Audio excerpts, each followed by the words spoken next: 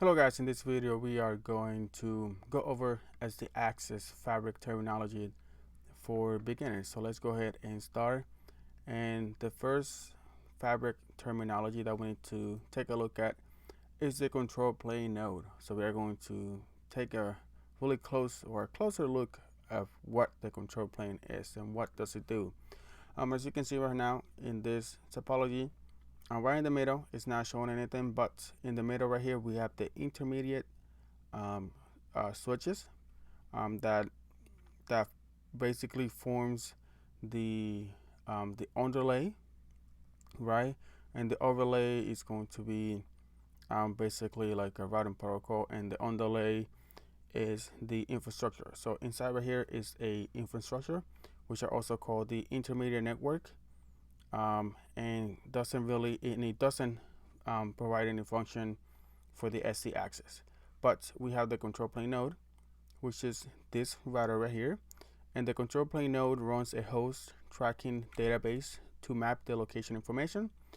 So the control plane node, this node right here, runs libs. And libs is basically like a host database that maps endpoints to a current location along with other attributes.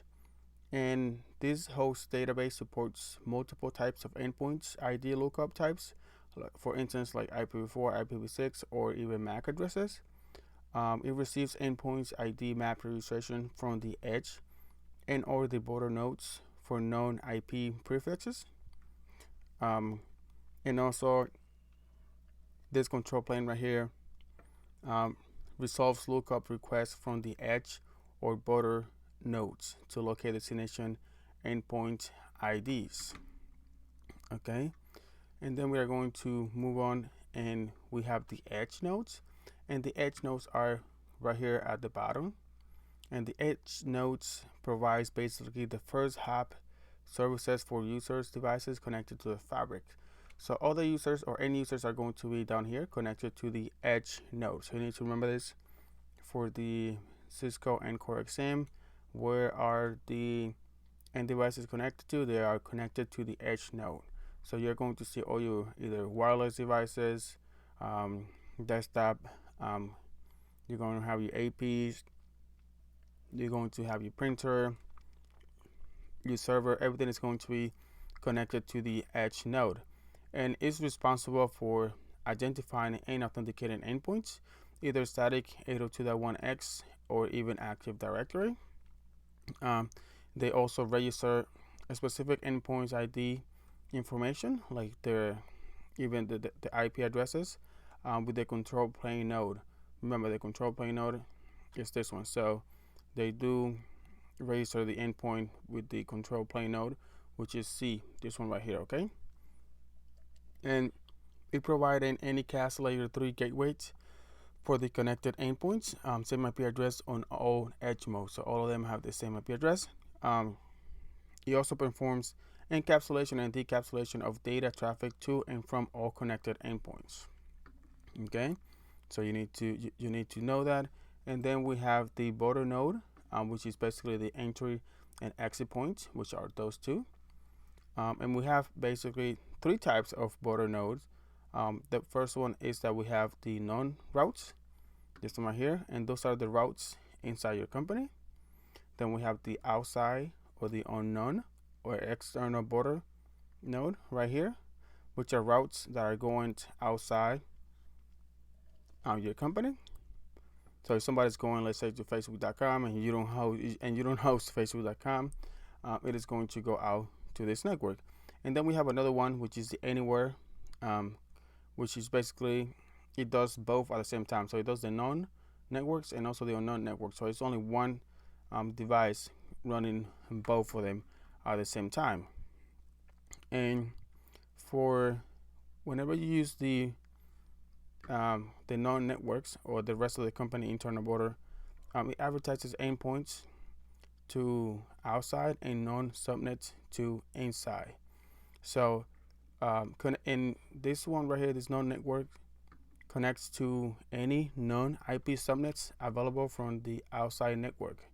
So either your DC, your WLC, or your firewalls It also exports all internal IP pools to outside as aggregates using traditional IP routing protocols.